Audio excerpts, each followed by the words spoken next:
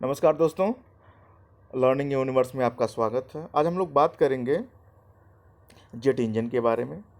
यह हाल फिलहाल में बहुत चर्चा में है, चूँकि भारत के अपने प्रधानमंत्री अमेरिका की यात्रा पे गए हैं।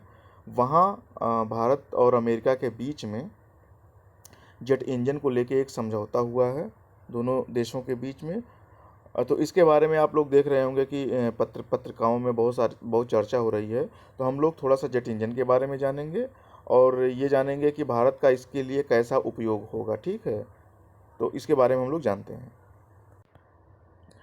भारत का जो HAL है, यानी हिंदुस्तान एरोनॉटिक्स लिमिटेड, और अमेरिका की ही उसके ही समकक्ष एक है GE, जिसे कहते हैं जनरल इलेक्ट्रिक। ठीक, इन दोनों के बीच में एक समझौता हुआ है। जाहिर सी बात है कि टेक्नोलॉजी का ट्रांसफ़र इन्हीं दोनों को करना होगा। सरकारें तो केवल अपना एक काम कर देती हैं। तो इन दोनों के बीच में हुआ है समझौता। ठीक है, जैसे कि पूर्व में ही कुछ समय पहले से ही दोनों देशों के रक्षा मंत्री और दोनों देशों के NSA जो है, दिल्ली में आप लोग पत्रिकाओं में पढ़ते रहे होंगे कि अमेरिका के रक्षा मंत्री और भारत के रक्षा मंत्री राजनाथ सिंह के बीच हुई बैठक, NSA अजीत डोभाल और वहाँ के उनके समकक्ष के बीच हुई बैठक। तो इन सब पे बहुत दिन से कार्य चल रहा था, लेकिन असली अमली जामा तब पहनाया गया जब अपने प्रधानमंत्री वहाँ पे गए। ठीक है, हुआ क्या कि भारत जो है ऐसे जेट इंजन का निर्माण नहीं कर पा रहा है, तो उसे दूसरे देश मतलब जो बनाते हैं देश, वहाँ के ऊपर निर्भर करना पड़ता है। चूँकि एक उन्नत जो है लड़ाकू विमान के लिए जेट इंजन चाहिए। भारत अभी श्रेणी में नहीं है। इस श्रेणी में केवल अभी जो है 4 ही देश हैं। अमेरिका है, रूस है, ब्रिटेन है और फ्रांस है। ठीक है, यही लोग बना पाते हैं ऐसे इंजन। तो भारत को किसी के ऊपर निर्भर ही होना था, तो भारत जो है अमेरिका से ऐसी डील किया। अच्छा, दूसरी चीज़ क्या है कि ये जो चारों देश हैं, अमेरिका, रूस, ब्रिटेन, फ्रांस, ये लोग टेक्नोलॉजी का हस्तांतरण नहीं करते हैं किसी को। मतलब बना लिए तो केवल उसको बेचते हैं। लेकिन भारत के साथ अमेरिका ऐसा कर रहा है कि टेक्नोलॉजी का हस्तांतरण भी करेगा। तो जो भारत की GE है, वो सारी टेक्नोलॉजी अपने HAL को देगी, हिंदुस्तान एरोनॉटिक्स लिमिटेड को। तो उसका निर्माण अपने भारत में होगा। ठीक है, ऐसे में जो F414 है, यानी F414 मिलिट्री जो एयरक्राफ्ट इंजन है, वो भारत के तेजस MK2 यानी मैक 2 में लगेगा। ठीक है, तो ये जो है F414 क्या है, इसके बारे में हम जानते हैं। ये जो F414 है, ये एक टर्बोफैन इंजन है। ठीक है, टर्बोफैन इंजन है। ठीक है, और जो भारत में जो तेजस है, पहले से ही बना तेजस है, तेजस मैक 1, उसमें जो है इसी का पूर्व संस्करण लगा है। यानी जो ये F414 है, तो GE का ही F404 जो है वही इसका लगा, जो इसी का बेस मॉडल है। यानी लगभग 30 वर्ष पहले से ही अमेरिका ऐसा जो है इंजन बना के प्रयोग कर रहा है। तो इसका जो बेसिक मॉडल है वही अपने यहाँ के तेजस में लगा है। ठीक है, लेकिन अब जो भारत का तेजस मैक 2 या जो है एम का, यानी advanced medium combat aircraft AMCA जो आएगा, उसमें जो 5वीं पीढ़ी का उन्नत भारत अपना विकसित कर रहा है, इंडिजीनियस यानी खुद का, तो उसमें यही जो है F414 ही लगेगा। ठीक है, तो F414 में क्या है, ये एक टर्बोफैन इंजन है। ठीक है, इसमें फुल अथॉरिटी जो है डिजिटल इंजन कंट्रोल भी है। ये 6 चरण वाला उच्च जो है दबाव कंप्रेसर से युक्त है। इसमें उन्नत टरबाइन भी लगा है।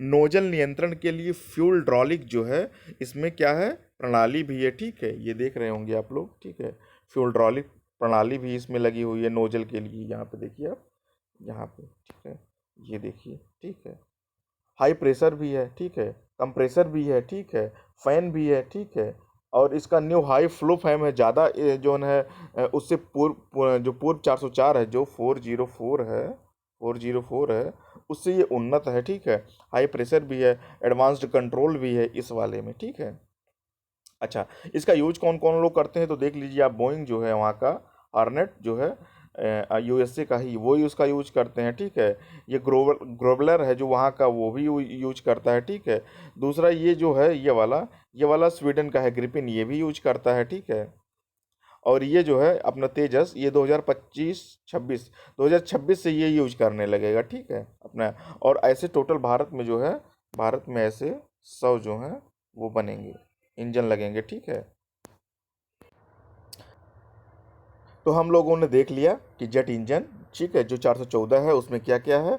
उसमें फैडेक तकनीकी है। ठीक है, 6 चरण है।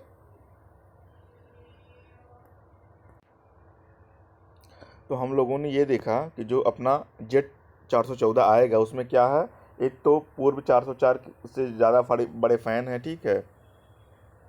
इसमें कंबस्टर भी है, ठीक, उससे उन्नत है। हाई प्रेशर जो है, हाई प्रेशर उच्च दबाव है, उन्नत है, ठीक है। ठीक है, नोजल भी है, नोजल के लिए फ्यूड्रालिक प्रणाली इसमें आई है, ठीक है। हाई कंप्रेसर है, ठीक है। एडवांस्ड कंट्रोल्ड है, ठीक है। Full authority digital engine control है, ठीक है इसमें, जिसे जो है ना फैडेक कहते हैं, FADEC, फैडेक तकनीक, ठीक है, ये इसमें है, ठीक है। इन सबसे ये उन जो है लैस है, ठीक है। अब थोड़ा सा हम अपने अपने यहाँ के इतिहास के बारे में जानते हैं, ठीक है। कि जो है, अब ये तो जान लिया हम लोगों ने कि बोइंग में ये है, ठीक है। ये जो है ग्रोवलर में भी है, ऐसे ग्रिपिन में भी, अपने तेजस में भी लगेगा, ठीक है। तो हम ये लोग जाने कि हमारे पास ऐसी सुविधाएं थी कि नहीं थी, हम लोगों ने क्या किया, उसके बारे में थोड़ा हम जानते हैं। तो हम अपने बारे में जानते हैं कि भारत ने ऐसा क्या किया था। तो भारत ने जो है, भारत का जो DRDO,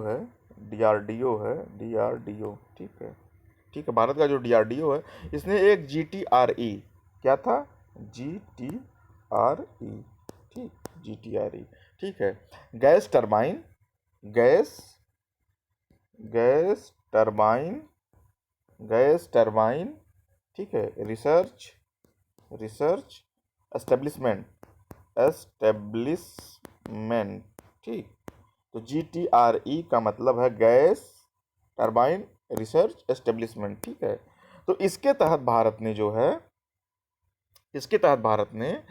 G T x GTX-37 ये एक इंजन बनाया था, ठीक है। मतलब इस पे काम चालू किया था भारत ने। और 1989 में एक बनाया था इसने, आप लोग पढ़ते होंगे परीक्षाओं में, 1989 में कावेरी परियोजना, ठीक है, परियोजना, ठीक है। एक कावेरी परियोजना बनाई थी इसी इंजनों के लिए, ठीक है। उसमें भारत ने क्या किया था कि 9 प्रोटोटाइप बनाए थे और 4 कोर इंजन बनाया था, ठीक है। 9 प्रोटोटाइप बनाए थे, ठीक है, 9 प्रोटोटाइप थे और 4 जो है कोर इंजन बने थे, ठीक है। टोटल जो है 3217, ठीक है, 3217 घंटे की टेस्टिंग की गई थी इसमें, इस इंजन के ऊपर। लेकिन ये फेल हो गया, असफल रहा।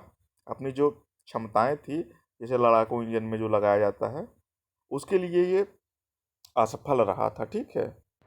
इसलिए इस परियोजना को बंद कर दिया गया था। आपने देखा होगा कि जब कैग जो है 2011 में कैग ने इसके ऊपर काफ़ी सवाल उठाए थे कि इस पे इतने पैसे खर्च हुए, इस पैसे। तो उस समय की यूपीए सरकार में मनमोहन सिंह ने संसद में कहा भी था कि जो ये हम लोगों ने कावेरी परियोजना पे हम लोगों ने कार्य किया है, तो इससे जो है आजकल की ड्रोन प्रणाली में भी काम चल रहा है। और जो ये बहुत सारे क्या कहते हैं रुस्तम वगैरह आए हैं, इन सब पे भी जो है ये जो कावेरी परियोजना का जो हम लोगों ने काम किया है, उसी के तहत इंजन बनाए जा रहे हैं। तो भारत ने भी इस दिशा में काम किया था, लेकिन वो विशेषज्ञता नहीं हासिल कर पाई थी जो यूएस ने, ठीक है, रसिया ने, जो ब्रिटेन ने और जो फ्रांस ने, ये चारों देशों ने जो विशेषज्ञता हासिल की जेट इंजन के ऊपर, वो भारत अभी नहीं हासिल कर पाया।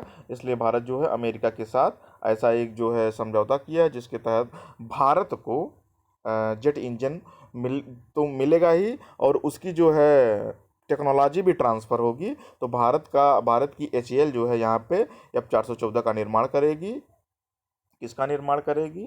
भारत की जो है F414, और ये लगेगा किस में? तेजस में, ठीक है, तेजस MK2 में।